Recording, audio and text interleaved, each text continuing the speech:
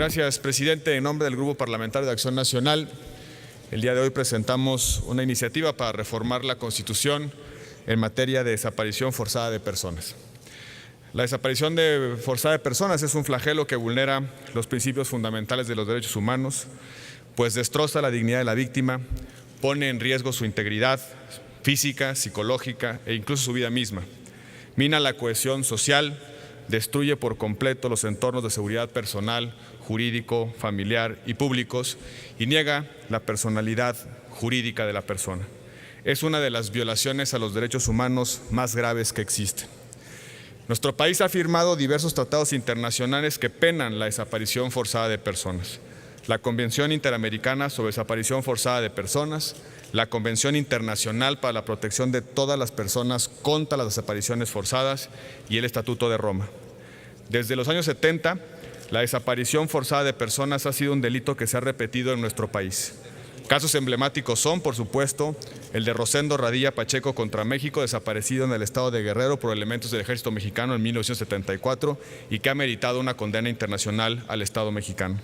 Y por supuesto también los 43 estudiantes normalistas detenidos por la Policía Municipal de Iguala y entregados a un grupo de delincuencia organizada nos demuestran que no hemos podido cumplir con las obligaciones para prevenir este tipo de ilícitos. A pesar de que nuestra legislación federal penal ha tipificado el delito de desaparición forzada de personas, ese tipo penal está lejos de contemplar todos los elementos típicos que están previstos en los instrumentos internacionales del que el Estado mexicano es parte. Por ejemplo, la privación de la libertad de una o más personas, cualquiera que fuere su forma, cometida por agentes del Estado. Autorización, apoyo o aquiescencia del Estado cuando es cometida por particulares. Negativa de información o no reconocimiento de la privación de libertad y el paradero de la persona. Imposibilidad de ejercer los recursos legales y garantías procesales. Penas adecuadas a la gravedad de la conducta.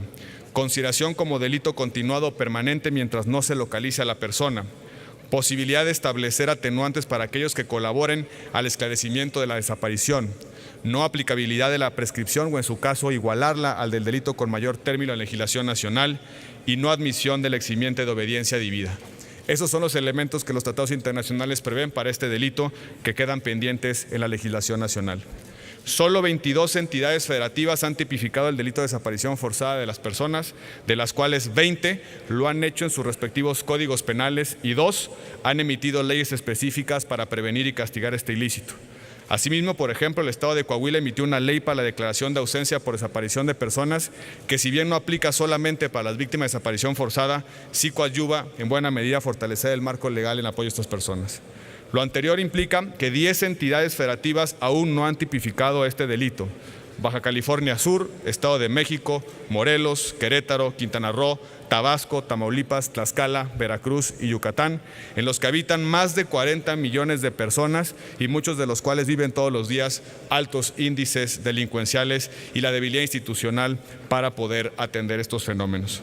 Pero todavía más, hay que observar que las entidades federativas que han legislado sobre el tema presentan normas jurídicas disímbolas que no contribuyen a avanzar en el combate a este delito, pues tienen punibilidades distintas y conformaciones típicas heterogéneas que provocan que una conducta sea considerada delito en un estado y en otro no.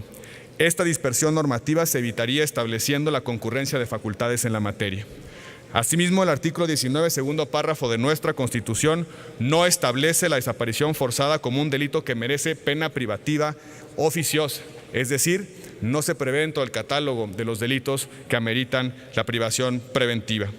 De los principios contenidos en el artículo 20 de la propia Constitución se advierte la necesidad de incluir a los delitos de desaparición forzada de personas en los supuestos que amplían la protección a las víctimas, pues éstas se encuentran en una clara desventaja frente al agente activo, que son agentes del Estado. La desaparición forzada ni siquiera está considerada en los delitos, en los tipos penales que constituyen delincuencia organizada en la ley de la materia.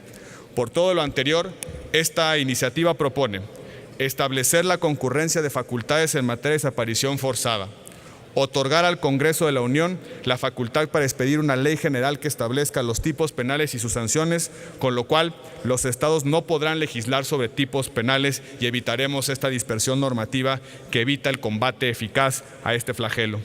Establecer a la desaparición forzada como delito que amerite pena privativa, prisión preventiva oficiosa.